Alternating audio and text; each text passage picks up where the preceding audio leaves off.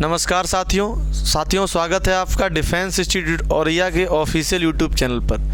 जैसा कि साथियों हम लोग जानते हैं कि ये जो अपना सफल बैच चल रहा है उसकी ये रीजनिंग की क्लास नंबर 5 है। ठीक है, इस क्लास में हम लोगों ने क्या है कि अभी तक पिछले 3 टाइप को कवर कर लिया है और ये अपना जो है ये टाइप नंबर 4 आज से कंटिन्यू हम लोग करने वाले हैं। तो टाइप नंबर 4 का ये आप देख सकते हैं कि क्या नाम है, तो अक्षर पोजीशन पैटर्न। क्या नाम है? अक्षर पोजीशन पैटर्न। यानी कि अभी तक हम लोगों ने 3 टाइप कवर कर लिए हैं और ये अपना चौथा टाइप है। कौन सा? अक्षर पोजीशन पैटर्न वाला। तो इसमें किस तरीके के सवाल बनते हैं ये बात आपको नाम से ही कुछ आइडिया लगने लगा होगा कि अक्षर के कहीं ना कहीं पोजीशन की बात होगी और पोजीशन में कहीं ना कहीं चेंजमेंट होगा। वो कैसे चेंजमेंट होगा, कैसे चेंजमेंट बदलाव करेंगे वो, तो उस चीज़ को हम लोग आगे देखने वाले हैं। तो इसका सवाल नंबर यानी कि आप 26 तक सवाल आप कर चुके थे और ये सवाल नंबर आपका 27 है और टाइप नंबर 4 का ये सवाल नंबर आपका फर्स्ट है। तो क्या कह रहा है ये सवाल? कह रहा है यदि किसी निश्चित सांकेतिक भाषा में ह्यूमिडिटी को लिखा जाता है क्या? UHIMIDTY, तो उसी सांकेतिक भाषा में पॉलिटिक्स को क्या लिखा जाएगा? तो आप देख सकते हैं। तो करने का तरीका क्या है इसको, आइए समझते हैं। सबसे पहले आप देखेंगे कि शब्द अपना क्या है, ह्यूमिडिटी। यहाँ पे लिखे देते हैं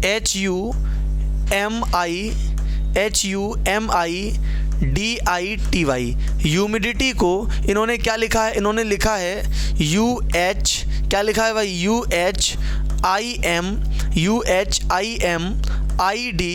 UHIMID और TY।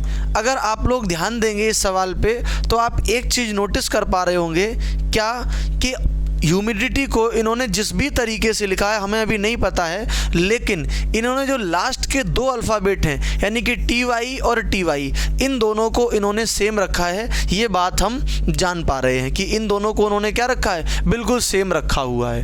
ठीक है भाई, आगे भी देखेंगे कि क्या पैटर्न बनाया है। फिलहाल तो ये बात तय है कि लास्ट के 2 अल्फ़ाबेट को सेम रखा है, लेकिन हमें इससे कुछ फ़ायदा क्यों नहीं होगा? क्योंकि हमें पता है कि यहाँ पर जो पॉलिटिक्स है इसके CS और वो जो सभी ऑप्शन हैं वो भी लास्ट में CS रखते हैं, यानी कि सारे ऑप्शन में क्या है, CS। तो इसका हमें फ़ायदा नहीं मिलेगा।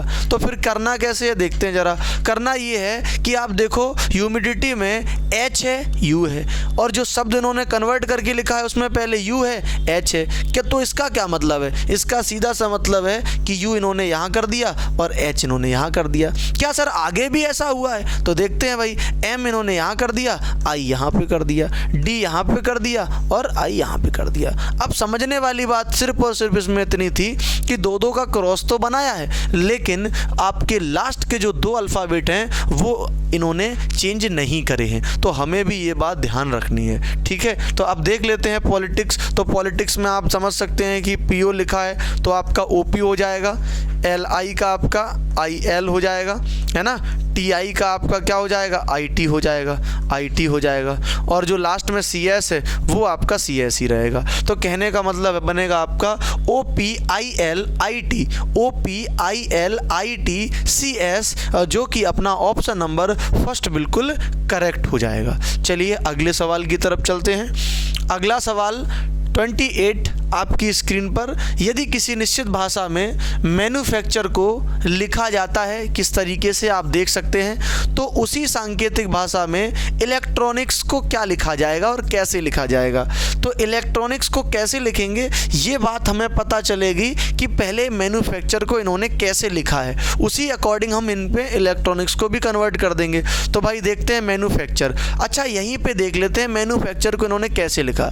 आप समझना एक बात, मैन्युफैक्चर में कौन कौन से अल्फ़ाबेट यूज हुए हैं? आप कहेंगे सर पहले M है, फिर A, फिर N, फिर U, फिर F, फिर ACTURE और जो दूसरा शब्द है वो आप अगर ध्यान से इस बात को नोटिस कर पा रहे हैं कि मैन्युफैक्चर में जो अल्फ़ाबेट यूज हुए हैं वही अल्फ़ाबेट आगे भी यूज हुए हैं। इसका क्या मतलब है? इसका मतलब ये है कि आप अपने टाइप पर पहुँचें। हमने टाइप में आपको साफ साफ बता रखा है कि कौन सा पोजीशन पैटर्न, यानी कि आपको कहीं ना कहीं अक्षर की पोजीशन को बदलने से संबंधित जानकारी आपको यहाँ पे बनानी है ना। पोजीशन को कैसे कैसे बदलना है हमें, वो बात हमें यहाँ समझनी है। तो अक्षर तो वही हैं, बस उनकी पोजीशन कैसे बदल गई और कैसे हमें बदलनी है, कैसे हमें समझना है, वो हम देखेंगे यहाँ पे। तो कैसे समझोगे भाई? तो सुनो, सबसे पहले इस तरीके का कोई भी सवाल आ जाए उसको करने का तरीका क्या है ये आप समझेंगे।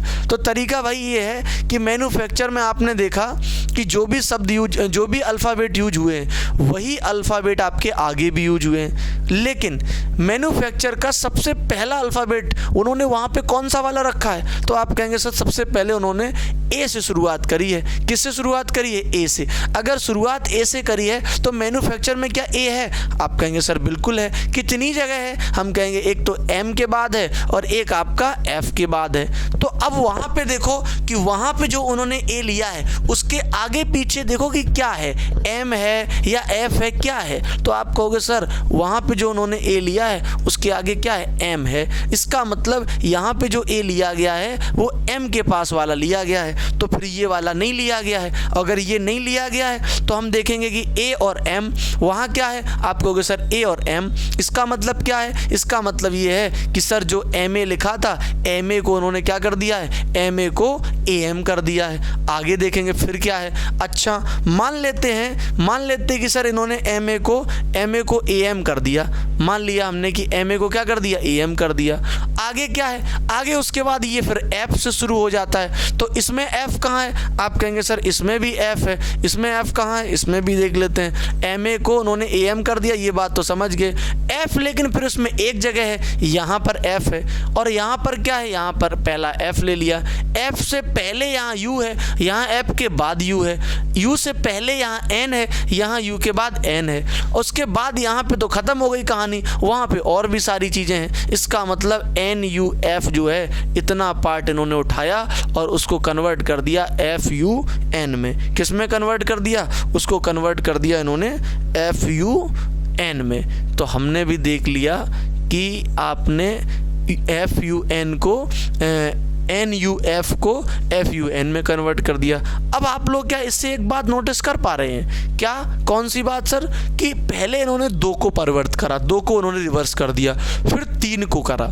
तो क्या लगता है आगे कितने को करेंगे? पहले अगर 2 को करा फिर 3 को करा तो नहीं लगता तुम्हें आगे 4 को करेंगे। तो आगे 4 चेक करो, आगे 4 कौन कौन से? आप कहोगे सर ACTU। अगर ACTU को ये रिवर्स करेंगे तो कहीं ना कहीं UTCA लिखेंगे। तो क्या लिखा है? आप कहेंगे सर बिल्कुल लिखा है UTCA। और लास्ट में आप देख सकते हैं, लास्ट में जो आरी था वो आरी बिल्कुल भी नहीं बदला है। यहाँ भी आरी था और यहाँ भी क्या है? यहाँ भी आरी है। इसका मतलब लास्ट का इन्होंने यहाँ भी परिवर्तन नहीं किया है, और लास्ट का अगर परिवर्तन नहीं किया है तो हम भी नहीं करेंगे। अब हमने इस सवाल से पहले वाले शब्द को देखा और आइडिया ले लिया कि पहले 2 को रिवर्स, फिर 3 को रिवर्स, फिर उसके बाद 4 को रिवर्स और लास्ट वाले में कोई परिवर्तन नहीं, जैसे का तैसा रख देना है। तो हमने कहा ठीक है भाई इलेक्ट्रॉनिक्स का देख लेते हैं। तो इलेक्ट्रॉनिक्स का देखो, इलेक्ट्रॉनिक्स में भी पहले आप 2 को परिवर्तन करो। पहले आप 2 को परिवर्तन करोगे तो EL लिखा है, EL का क्या आना चाहिए? सर EL का LE आना चाहिए। LE वाले कितने ऑप्शन है? LE वाले 2 ऑप्शन है, तो 2 तो वैसे भी एलिमिनेट हो गए। ठीक है, आगे देखोगे, आगे कहोगे सर 3 को परिवर्तन कर दो।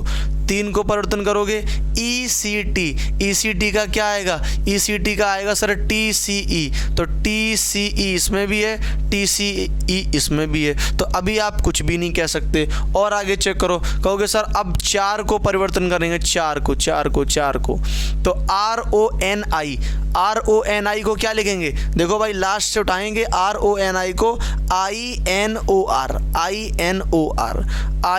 INOR इसमें भी है और INOP लिख दिया। इसमें क्या लिख दिया? P, जबकि P का तो भाई कोई सेंस ही नहीं क्योंकि P तो है ही नहीं। इसका मतलब ये वाला अपना ऑप्शन गलत हो जाएगा और B वाला अपना ऑप्शन 100% ट्रू यानी कि करेक्ट हो जाएगा। तो देख सकते हैं आप कितना शानदार ज़बरदस्त सवाल था, है ना। इस तरीके के सवाल आपके पेपर में प्रीवियस ईयर में पूछे गए हैं। हमने कल भी इस तरीके के सवाल कराए थे और आपको दिखाया भी था। ठीक है, हाँ चलिए अगले सवाल की तरफ। एक निश्चित कूट भाषा में आप देख सकते हैं कि एक शब्द ब्रेक थ्रो को इस तरीके से लिखा जाता है।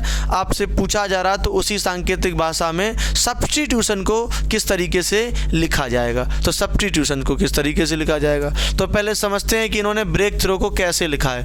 ब्रेक थ्रो को कैसे लिखा है तो आप देख सकते हैं ब्रेक थ्रो में जो शब्द यूज हुए हैं, जो अल्फ़ाबेट यूज हुए हैं वो कौन कौन से हैं, या आप अगर ना समझ पा रहे हो तो यहाँ लिख लेते हैं भाई, लिख लेते हैं। देखो BREAK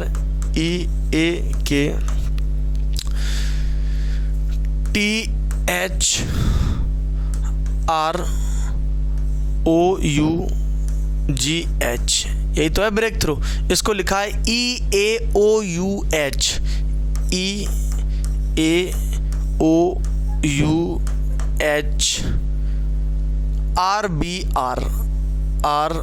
RBR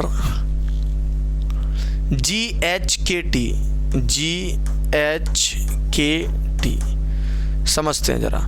सबसे पहले यहाँ ध्यान देने वाली बात क्या है कि इन्होंने जो भी ब्रेक थ्रो को लिखा है उसमें सबसे पहले आप देखो कि ब्रेक थ्रो को जो भी कन्वर्ट करके इन्होंने लिखा है तो शुरुआत कहाँ से करी है। तो आप कहेंगे सर शुरुआत इन्होंने करी है ई से। शुरुआत कहाँ से करी है? ई से। अब आप देखो कि ब्रेक थ्रो में ई एक जगह है, कितनी जगह है? तो आप कहेंगे सर यहाँ तो एक जगह ई है। ठीक है, ये बात तो आप समझ रहे होंगे कि एक जगह ई है। और भी कहीं ई है क्या? और भी कहीं ई है? अब आप कहेंगे सर यहाँ तो ई और कहीं नज़र नहीं आती। हमने कहा कोई बात नहीं, यहाँ देख लो, ई के बाद यहाँ क्या है? ए है। तो यहाँ क्या ई के बाद ए है? आप कहेंगे सर बिल्कुल यहाँ ई के बाद ए है। तो देख सकते हैं आप ई के बाद यहाँ क्या है? एक सेकंड रुकना ज़रा, यहाँ ई के बाद ए है, बिल्कुल आप देख सकते हैं यहाँ ई है, और ई के बाद ई आपका ए रहा। और यहाँ भी ई के बाद कौन है? यहाँ भी ई के बाद ए है। उसके बाद क्या देखा आपने? आप कहोगे सर उसके बाद यहाँ पे क्या है? ओ यू है। और ओ यू क्या और कहीं है? तो आप कहेंगे सर ओ यू और भी कहीं है। और कहाँ? लेकिन वो थोड़ी दूरी पर है। यहाँ पे क्या है? यहाँ देखो, यहाँ ओ यू लिखा हुआ है, ये वाला ओ यू भी इन्होंने उठा के यहाँ रख दिया है। ठीक, ये बात समझते हो चलना, ओ यू रख दिया।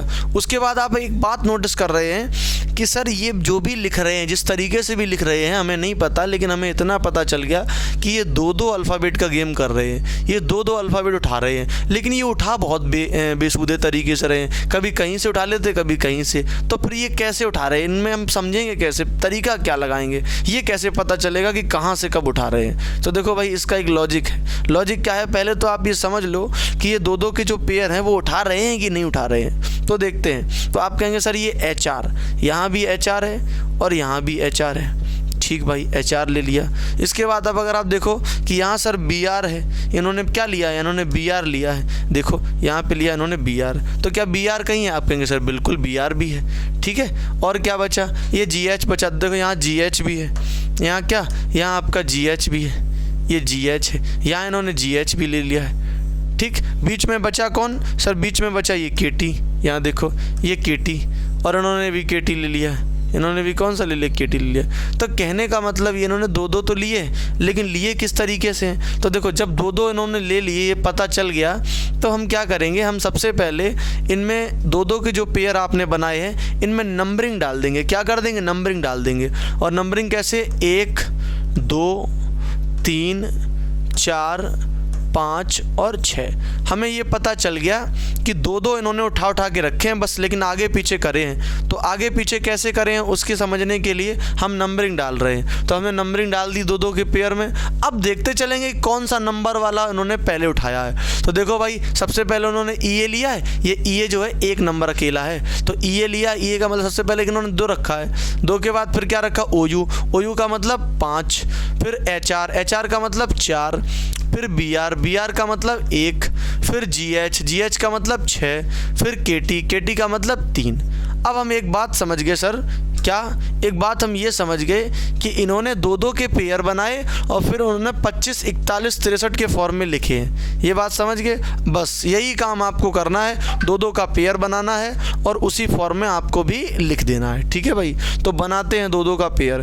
तो दो का पेयर कैसे बनाओगे? दो का पेयर देखो ऐसे बनाओगे कि जो सब्स्टिट्यूट लिखा है, क्या लिखा है? सब्स्टिट्यूट्स। उसको अगर लिखना चाहो तो आप यहाँ लिख लो। चलो हम लिखवा देते हैं। ठीक, लिख देते हैं। SUB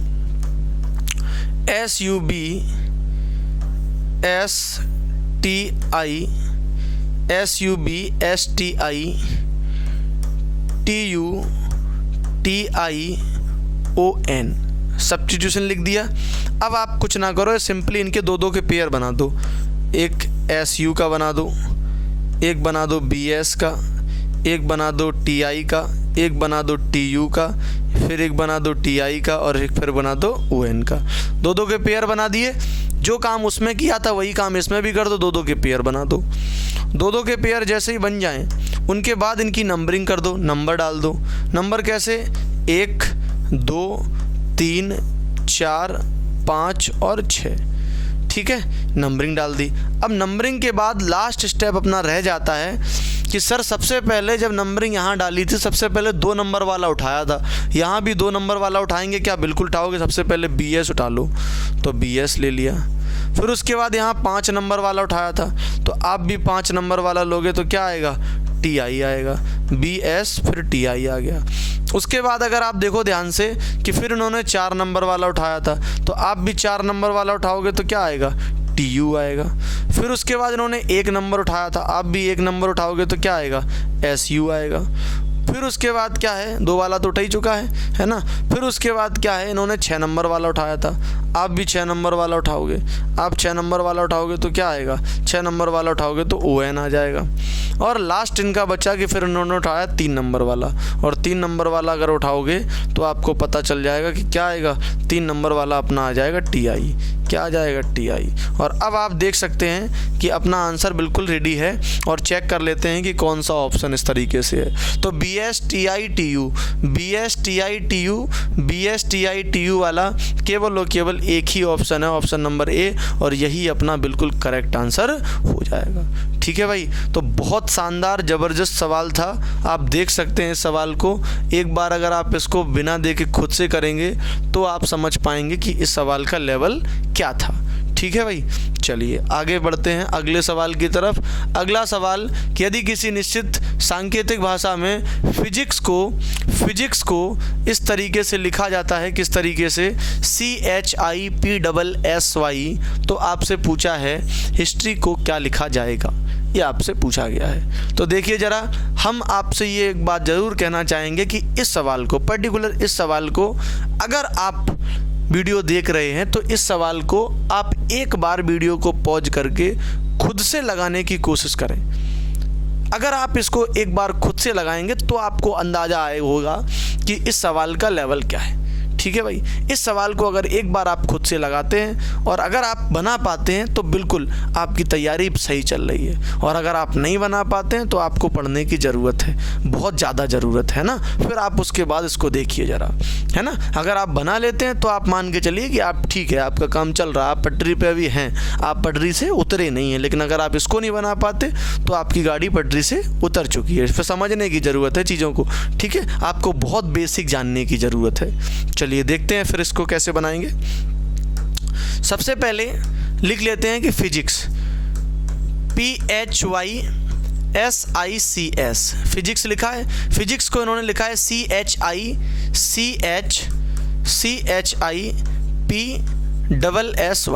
समझते हैं ज़रा कैसे लिखा होगा, क्या लगता है तुम्हें?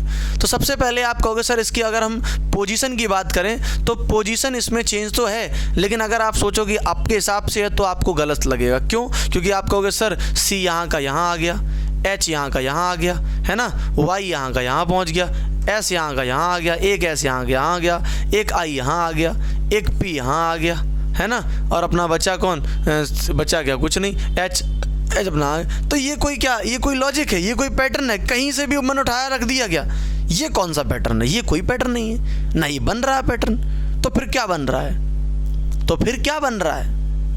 चेक करते हैं भाई क्या बन रहा है। ये तो नहीं बन रहा है, तो फिर क्या करोगे? तो फिर आप कहोगे सर कोडिंग कर लें क्या? तो हम कहेंगे भाई कर लो, देख लो, उसको भी आजमा के देख लो, है ना, क्या है, अपने को तो करना ही है, तो करके देख लेते हैं। फिजिक्स CHIPSSY देख लेते हैं करके, उसको भी कोडिंग करी मान लो आपने। आप कहोगे सर 8, आप कहोगे सर 16, 8, 25, 19, 9 और 3। यहाँ कोडिंग करी 3, 8, 9, 16, 19, 19, CS और होना चाहिए ना, यहाँ S और छूट गया, CS, S इसका मतलब 19, हाँ, जिप्सी, CHIPSSY CHIPSSY, बिल्कुल सही चल रहा है, 1925। अब आपने कोडिंग भी कर ली, अब आप देखिए जरा किस तरीके से लॉजिक बनेगा। फिजिक्स के भी कोड लिख लिया आपने, चिप्सी यानी कि CHIPSS, इसका भी कोड लिख लिया आपने। अब बताइए जरा इसमें क्या लॉजिक बनेगा। अब तो देख सकते हैं ना आप इसमें क्या लॉजिक बनेगा। तो अब बताओ भाई क्या लॉजिक बनेगा। अब आप लॉजिक पहचान पाएंगे। कैसे पहचान पाएंगे? आप देखेंगे, इनको ऑब्जर्व करेंगे नंबर्स को, तो आपको एक चीज़ पता चलेगी। क्या पता चलेगी? कि सर जितने भी यहाँ पे नंबर्स यानी कि फिजिक्स अल्फ़ाबेट में जितने फिजिक्स शब्द में जितने भी अल्फ़ाबेट यूज हुए हैं, उन सभी के जो कोड हैं वो 16, 8, 25, 19, 9, 3, 19 लिखा हुआ है। लेकिन जो इन्होंने फिजिक्स शब्द को कन्वर्ट करके लिखा है, उसमें जो अल्फ़ाबेट यूज हुए हैं उनकी कोडिंग जो है वो एक बढ़ते क्रम में लगी हुई है। कैसे क्रम में लगी हुई है? बढ़ते क्रम में, असेंडिंग ऑर्डर, बढ़ते क्रम में दिखाई दे रहा है। बिल्कुल, पहले सर 3 लिखा, फिर 8, फिर 9, फिर 16, फिर 19, फिर 19, फिर 25। अब आप कह रहे हैं सर अब हम बिल्कुल समझ चुके हैं कि इस शब्द को फिजिक्स को इन्होंने कैसे लिखा है। समझ में आ गई बात? तो अब हमें क्या करना है? हिस्ट्री को भी बिल्कुल वैसे ही लिख देना है। तो लिख दो भाई, हिस्ट्री को लिख दो। हिस्ट्री में आप कहोगे सर इसकी कोडिंग कर लें, हम कहेंगे भाई कर लो, नहीं मानते तो HISTORY कोडिंग करोगे तो क्या आएगा? 19, 9, 8, 9, 19, 20, 15, 18, 25। ठीक है भाई। अच्छा देख लेते हैं इसकी। हाँ देखते हैं ज़रा इसमें कि इनको अरेंज करो, बढ़ते क्रम में अरेंज करो। तो आप कहोगे सर 8, 9, 19, 8, 9, 19, 20, 15, 18, 25 में सबसे छोटा कौन? आप कहोगे सर 8 है, तो H रहने दो। फिर आप कहोगे सर 8 हो गया, 8 के बाद 9 है, तो हम कहेंगे ठीक है, I रहने दो। फिर आप कहोगे सर, फिर उसके बाद आप कहोगे सर क्या ले लें? आप कहोगे सर 15 ले लो, हम कहेंगे बिल्कुल O रख दो। फिर आप कहोगे सर 15 हो गया, फिर 18 ले लो, हम कहेंगे बिल्कुल R रख दो। फिर क्या रखोगे? आप कहोगे सर 19 S रख दो। फिर कहोगे आप सर 25 Y रख दिया। तो बन गया क्या? अरे अभी नहीं बन गया भाई, बीच में आपने छोड़ दिया। क्या छोड़ दिया? आपने 20 छोड़ दिया, T छोड़ दिया। अब लोगे ना 25Y। अब बन गया जाके, बन गया कि नहीं बन गया? बिल्कुल बन गया। चेक करो, बिल्कुल चेक करो। HIORSTY ऑप्शन नंबर 4 अपना जो है वो बिल्कुल करेक्ट हो जाएगा, HIORSTY।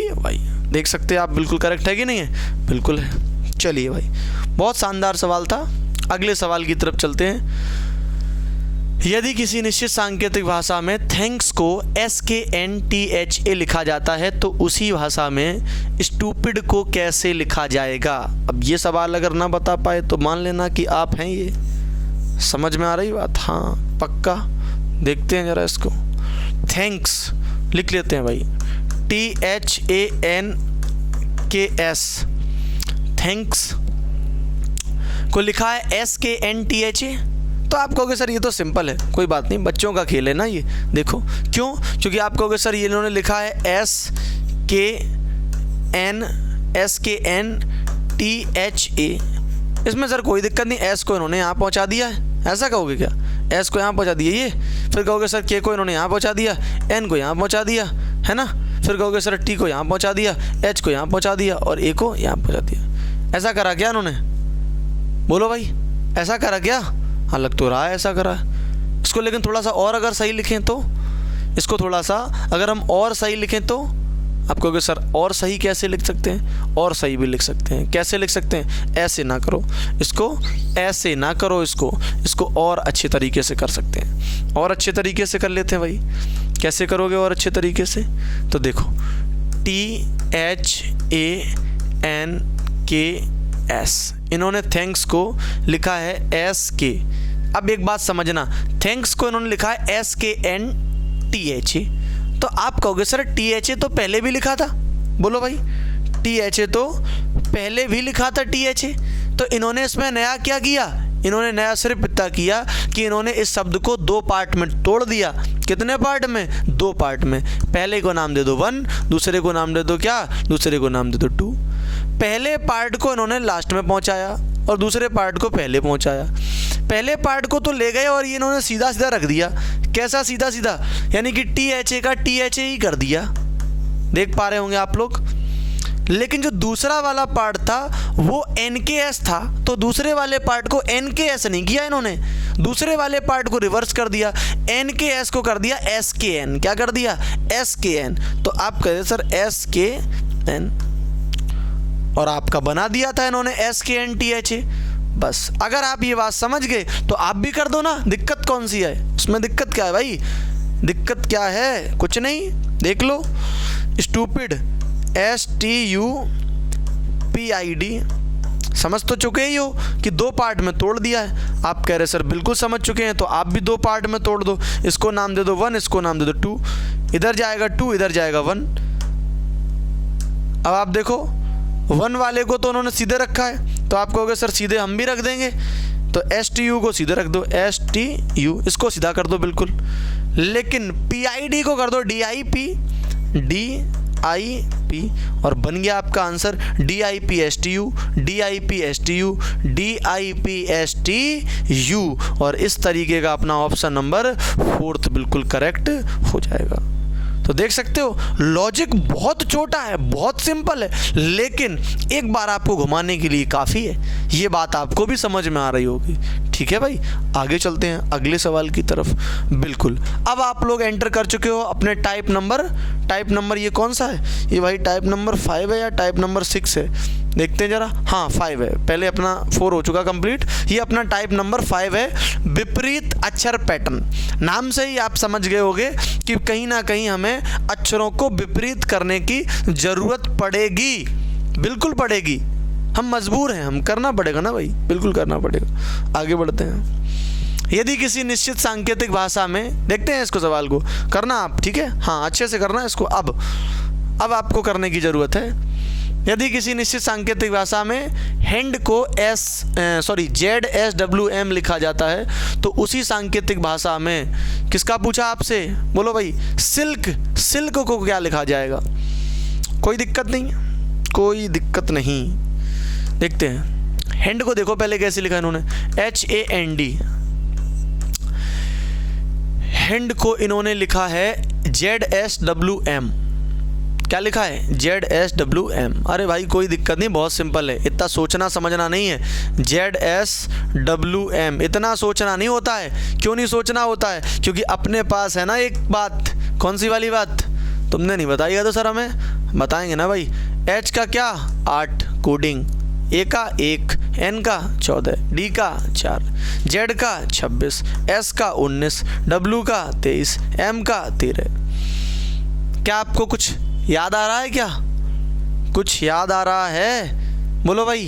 नहीं आ रहा है? आना चाहिए यार। देखो ये जो H लिखा है, क्या S का अपोजिट नहीं है? अरे सर बिल्कुल अपोजिट है। बोलो भाई।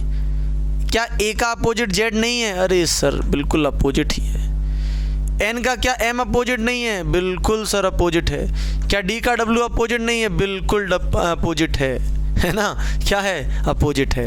अगर अपोजिट है तो फिर कोई दिक्कत ही नहीं है। आप समझ गए कि इन्होंने क्रॉस बनाया है 2-2 का, और हमें बस बहलाने फुसलाने घुमाने के लिए इन्होंने अपोजिट कर दिया। जैसे ये नहीं लगता हमें आएगा नहीं, है ना?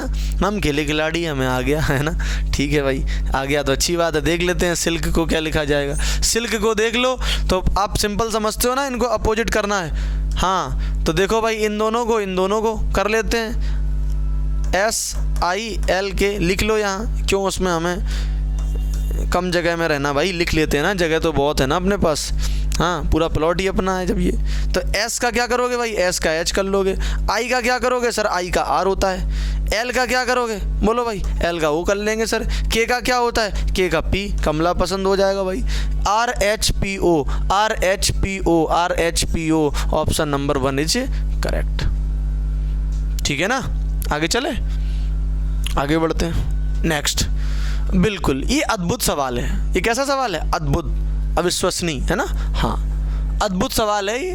क्यों अद्भुत है? क्योंकि इसमें आपसे वो बात ही नहीं पूछी जिसका आप इंतजार कर रहे थे, आप घात लगाए बैठे थे सर एक शब्द आएगा, है ना, उसको कुछ ना कुछ लिखा जाएगा, फिर हमसे भी कुछ पूछा जाएगा। ऐसा कुछ नहीं था यहाँ। था क्या? नहीं था, ऐसा कुछ था ही नहीं। यहाँ तो बातें ही बदल दी गई, जज्बात बदल दिए जाते हैं यहाँ पे। यहाँ क्या कहा जा रहा है? यहाँ कहा जा रहा है इनमें से विषम छांटिए। आपने सोचा भी नहीं था कि ये सवाल इसमें आ जाएगा, है ना, लेकिन आ जाता है। कोडिंग डिकोडिंग का ही है ये। आप इसको कहीं ना कहीं क्लासिफिकेशन वगैरह में देखते जाके, है ना, वहाँ भी करवा देंगे, क्या दिक्कत है। यहाँ भी समझना ज़रूरी था कि ये विषम छांटिए आता यहीं से है, वहाँ भी, है ना, लेकिन बात यहीं की, तो हमने कहा एक बार और यहाँ देख लेते हैं क्या बात है। यहाँ पे कह रहा है इनमें से विषम छांटिए। आप कहोगे सर विषम छांटिए, इसका मतलब क्या है? विषम कैसे छांट पाएंगे? छांट लोगे भाई। देखो, तुम्हें हमने दूसरे दिन के लेक्चर में हमने आपको बताया था, सिखाया था शुरुआत में पहले दिन के लेक्चर में कि इनके अपोजिट, है ना, इनकी कोडिंग, सारी बातें बताई ना हमने। तो बिल्कुल आपको याद होगा अपोजिट। आई आर का कैसा होता है सर? अपोजिट होता है। आई आर का कैसा होता है? अपोजिट। एम एन का कैसा होता है सर? अपोजिट होता है। जी टी का कैसा होता है सर? जी टी भी एक दूसरे के कैसे हैं? अपोजिट। क्या के सी का अपोजिट है? कहाँ सर? के सी का अपोजिट कहाँ है? के किसका अपोजिट होता है सर? के तो पी का अपोजिट होता है। के पी ये अपोजिट होते हैं, ये अपोजिट होते हैं। तो आपसे पूछ रहा था कि आप अलग वाला बता दो, तो अलग वाला कौन सा है? अलग वाला हो जाएगा के सी। कौन सा अलग हो जाएगा? बिल्कुल के सी अपना अलग हो जाएगा। तो बहुत सिंपल सी बात थी, है ना, लेकिन ये आप समझना होता है कि आप इसमें अगर वहाँ पर ये क्लासिफिकेशन में आ जाए तो आप ऐसा ना करें कि इसमें कोई दूसरा ही दिमाग लगाने लगें, इनकी कोडिंग लिख लें, फिर उसमें दिमाग लगाएं कि इसमें अंतर कितना है, उसमें जोड़ना कितना है, वो सब नहीं।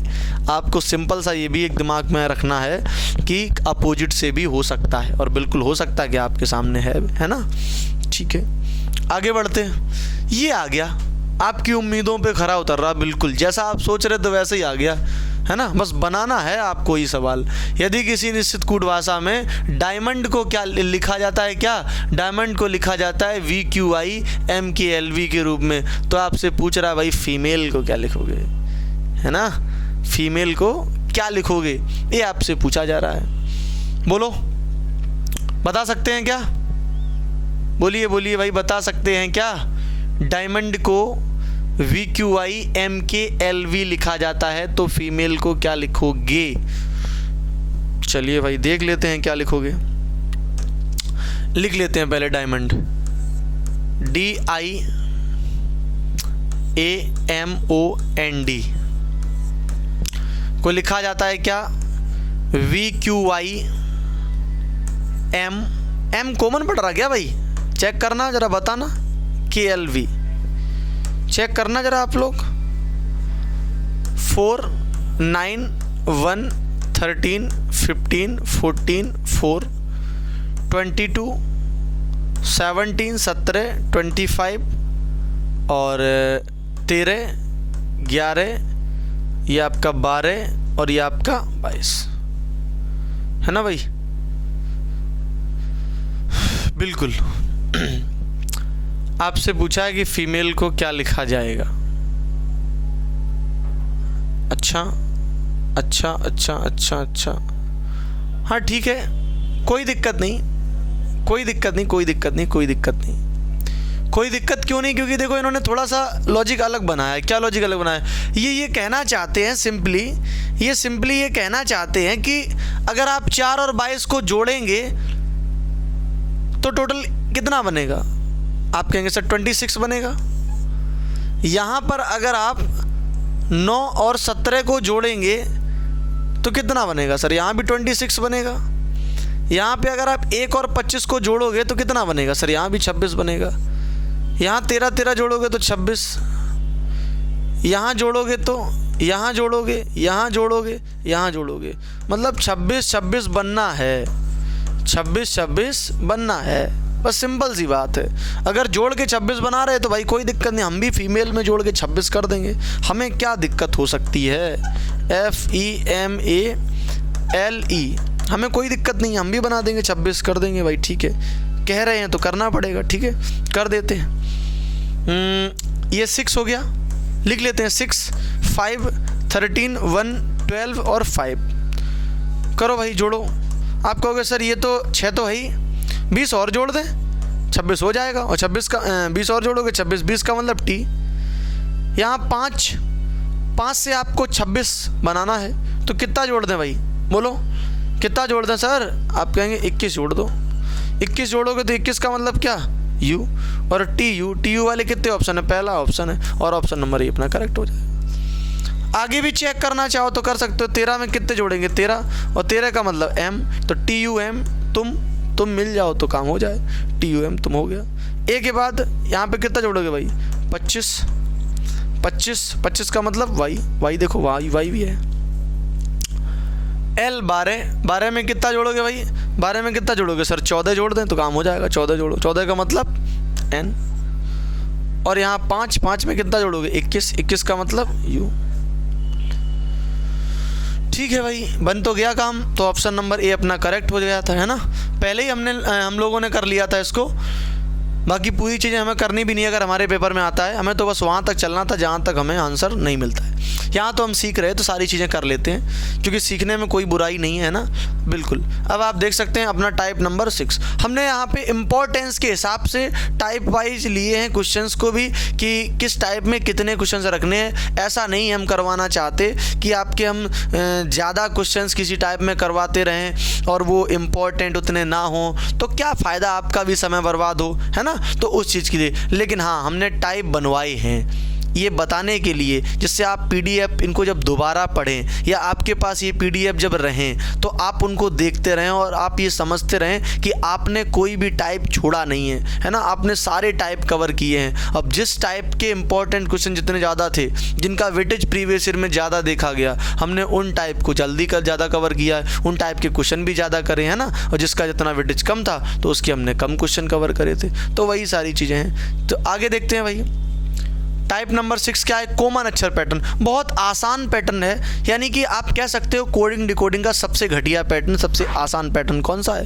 कॉमन अक्षर पैटर्न। ये आता बहुत आसान है ना, इसका सवाल भी बन जाता है, लेकिन क्या होता है कि लड़के कोडिंग डिकोडिंग नाम में ही अपने वो बने रहते हैं कि कोडिंग डिकोडिंग, बस कोडिंग करनी है, जबकि नहीं, ये टाइप ही ऐसा है जिसका आंसर भी उसी टाइप में छुपा रहता है ना। अभी आप देखेंगे, आप समझ पाएंगे, ठीक है। तो देखते जरा सवाल क्या कह रहा है। यदि किसी निश्चित सांकेतिक भाषा में ऑरेंज को क्या लिखा जाता है, ऑरेंज को ZYXUTV लिखा जाता है, आपसे पूछा जा रहा है, अच्छा पूछा नहीं जा रहा, अभी और भी दिया है, क्या दिया है कि ग्रेप्स को फिर ये लिखा जाता है, तो एप्पल को क्या लिखा जाएगा। तो बस आप कुछ ना करो, अगर आपके बात यहाँ चल रही है किसकी, कॉमन अक्षर पैटर्न की, तो बस आपको कॉमन छाटना है। कैसे छाटना, आप लिख लो, किसका पूछा है, APPLE, एप्पल माने सेव। ये नहीं पढ़ना लेकिन हमें, है ना, हाँ ये नहीं पढ़ना है। हाँ देखो पर एप्पल में सबसे पहले क्या है भाई, एप्पल में A आया, तो आप छांटो जरा A कहाँ है, तो आप कैसे चाटोगे सर कि A, ऑरेंज में A आता है, ऑरेंज में A तीसरे नंबर पे है, तो ऑरेंज में A तीसरे नंबर पे है, तो ऑरेंज को लिखा गया है, उसमें तीसरे नंबर पे क्या है सर, उसमें तीसरे नंबर पे X है, इसका मतलब A का कोड क्या, X। इतना सिंपल सर, बिल्कुल भाई इतना ही सिंपल है। आगे देखो, P 2 बार P है, उसमें 1 बार मिल जाए काम हो जाएगा। सर P ग्रेप्स में है, ग्रेप्स में चौथे नंबर पे P है, यहाँ पे चौथे नंबर पे क्या है सर, यहाँ पे चौथे नंबर पे R है, इसका मतलब P का कोड R, लेकिन कितनी बार R, 2 बार R, है ना, हाँ 3 बार नहीं 2 बार। आगे देखते हैं, फिर क्या है अपना L कहाँ मिलेगा, L आपको मिलेगा, हाँ अच्छा एक चीज़ और है क्या, कि आपने पहले ऑरेंज को देखा और उसके कोड को देखा, फिर आपने ग्रेप्स को देखा, फिर उसके कोड को देखा। आपको कोई भी अल्फ़ाबेट खोजना है तो पहले आप पहले वाले शब्द में खोजेंगे, है ना, फिर उसके कोड में खोजेंगे। अगर ऑरेंज में कोई अक्षर नहीं मिलता है, ऑरेंज शब्द में अगर कोई हमें अल्फ़ाबेट नहीं मिलता है तो हम उसके कोड में खोजेंगे, है ना।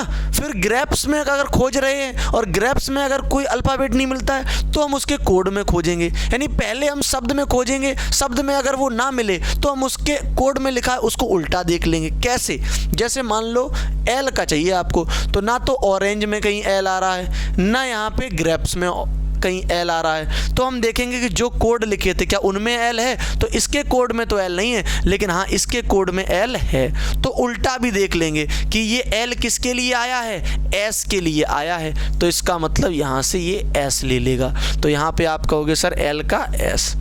फिर हमने कहा ई, तो ई पहले आप देखोगे कि सर एस के बगल में यहाँ ई भी था, यहाँ क्या है, यहाँ वी है, तो ई का क्या आ जाएगा, वी आ जाएगा। तो X R R S V, X R R S V, ये हमारा ऑप्शन नंबर ए करेक्ट हो गया। ठीक है, पूरा हमें करने की ज़रूरत भी नहीं पड़ती है, हमारा आंसर आ जाता है ना। ये अपने तरीके ही इतने बेस्ट हैं। आगे चलते हैं भाई अगला। यदि किसी निश्चित सांकेतिक भाषा में फायर को लिखा जाता है, क्या लिखा जाता है भाई, QHOE लिखा जाता है, तो आपसे पूछा गया है कि MOVE को क्या लिखा जाएगा। नहीं, MOVE को लिखा जाता है ZMWE, तो उसी कूट भाषा में ओवर को कैसे लिखा जाएगा। कोई दिक्कत नहीं, ओवर में क्या है, ओवर में ओ है ना, ओवर में ओ है तो ऊपर ओ कहीं देखो भाई है ओ, यहाँ पे लिखा हुआ है ओ, लेकिन इस वाले को नहीं देखेंगे, पहले मूव के देखेंगे ओ को। ओ यहाँ मूव में है तो ओ को यहाँ क्या लिखा गया, ओ को यहाँ लिखा गया है क्या भाई, ओ को लिखा गया है यहाँ पे एम, ओ को क्या लिखा गया एम, मूव को लिखा गया ना ZMWE, तो ओ का एम आ गया, तो ओ का एम लिख दो। मैच करो, इसमें भी एम, इसमें भी एम, इसमें भी एम, इसमें भी एम। उसके बाद वी आ गया, यहाँ से वी ले लेंगे, तो एम के बाद डब्लू, तो यहाँ पे क्या आ गया डब्लू, MW। उसके बाद ई वी है, ये ई, और यहाँ ई का क्या है, इन्होंने ई का ई ले लिया है, तो हम भी ई का ई ले लेंगे, MWE। आर फिर कहाँ मिलेगा, ये फायर है ना, फायर, तो फायर यहाँ आर का क्या हो गया, आर का इन्होंने ओ लेना है, आर का ओ ले लिया, आर का ओ ले लिया, तो MW, इसको लिख सही से कर लो, MW, ये इन्होंने आर का ओ है, MWEO वाला कौन सा ऑप्शन है, MWEO वाला अपना ऑप्शन नंबर सेकंड हो जाएगा भाई। ठीक है, MWEO बहुत आसान है, आप इसको एक बार खुद से देख लेना, आप 100% समझ जाओगे, कोई दिक्कत की बात नहीं। नेक्स्ट है PEN को लिखा गया है, पेन को क्या लिखा गया है, NZO, तो आपको फिर बताया गया है बार्क को लिखा जाता है CTSL, तो प्रैंक को क्या लिखा है, तो देखो भाई चेक कर लेते हैं। देखो P को इन्होंने क्या कोड करा है N, E को क्या कोड करा है Z, N को क्या लिखा है इन्होंने O, ऐसे समझ लिया करो। B को क्या लिखा है सर C, A को क्या लिखा है T, R को क्या लिखा है S, K को क्या लिखा है L। ठीक, ये बात समझ गए। अब आप देख लो कि प्रैंक में सबसे पहले क्या आया P, और P को क्या लिखा है, P को लिखा है सर N, तो N लिख दो। फिर क्या आया R, R को क्या लिखा है BA, आर्क से लिया गया है तीसरे नंबर पे, तो S। फिर है सर A कहाँ पे लिया गया, दूसरे नंबर पे है, दूसरे नंबर पे क्या है T। फिर है सर N लास्ट में है, तो N का क्या है O। फिर K का क्या है, K का सर L। ये आपका आंसर आ गया NSTOL, और ऑप्शन नंबर सेकंड ये आपका बिल्कुल करेक्ट हो गया NSTOL। ठीक है भाई, आगे बढ़ते हैं। बिल्कुल, अब आपका चालू होने वाला है कौन सा, टाइप नंबर 7, और आज हम लोग टाइप नंबर 6 तक ही रखेंगे। इसके अगले लेक्चर में हम लोग 2 टाइप और कवर करेंगे, एक अपना टाइप नंबर 7 और एक अपना टाइप नंबर 8, और फिर उसके बाद ये अपना चैप्टर जो है यानी कि अपना कोडिंग और डिकोडिंग, ये पूरा अपना कंप्लीट हो जाएगा। 2 टाइप और रह गए इसके, एक लेक्चर इसका और लेंगे और उसमें हम 2 टाइप कवर कर लेंगे, और फिर अपना चैप्टर ये पूरा कंप्लीट हो जाएगा। ज़्यादा हमने इस चैप्टर को नहीं खींचा है, क्यों, क्योंकि जितना आपका वेटेज है यानी कि जितने क्वेश्चन जिस टाइप के आते हैं उन्हीं टाइप को हमने लिया है, और ये चैप्टर चलने के लिए तो 15 दिन भी चलाते रहे वो भी चलता रहेगा, लेकिन परीक्षा आपकी बहुत नज़दीक है, सिलेबस भी सारा कंप्लीट कराना है इस वजह से। लेकिन हमने कुछ छोड़ा भी नहीं है, जितने क्वेश्चंस प्रीवियस ईयर में हमें मिले इंपॉर्टेंस के हिसाब से उन सभी के हमने टाइप जो यहाँ पे कवर करे हैं। जैसे आपका एक भी क्वेश्चन कोडिंग डिकोडिंग का अगर बनता है तो वो छूटेगा नहीं, इस बात की हम 100% गारंटी ले सकते हैं। ठीक है भाई, तो आज फिर हम लोग इतने ही रखेंगे। Okay, thank you.